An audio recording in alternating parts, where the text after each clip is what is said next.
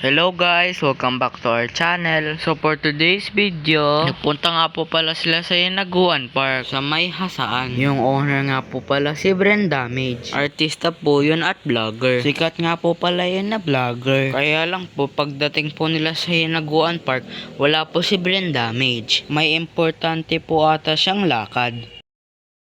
Ayan, si nanay, mga kapitbahay, tsaka si mami. Tumatawid na po sila sa tulay, papunta sa entrance ng Hinaguan Park.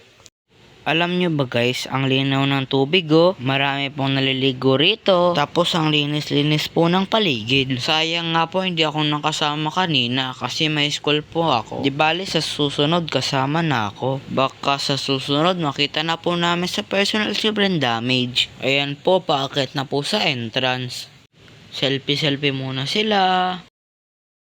Wow, ayan na po yung pinakaloob. Yung mga nag-overnight, dyan po sila natutulog. Kaya lang hindi natanong ni mami kung magkano yung bayad. Di bali, baka makabalik kami sa susunod. Siguro mga hapon magandang magpunta dito. Pero sana makita na namin si Brenda. Nakaka-relax po yung paligid. Malaki-laki din pala yung area dito sa Hinaguan Park. O, di ba? Tingnan nyo guys. Ang dami pong mga puno. Kaya presko po dito. Wow, ang ganda po talaga.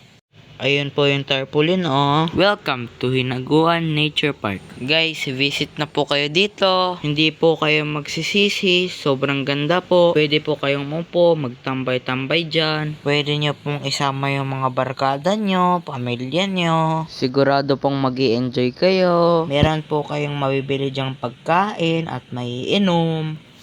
O sige guys, hanggang dito na lang po. Salamat sa panonood. Bye-bye!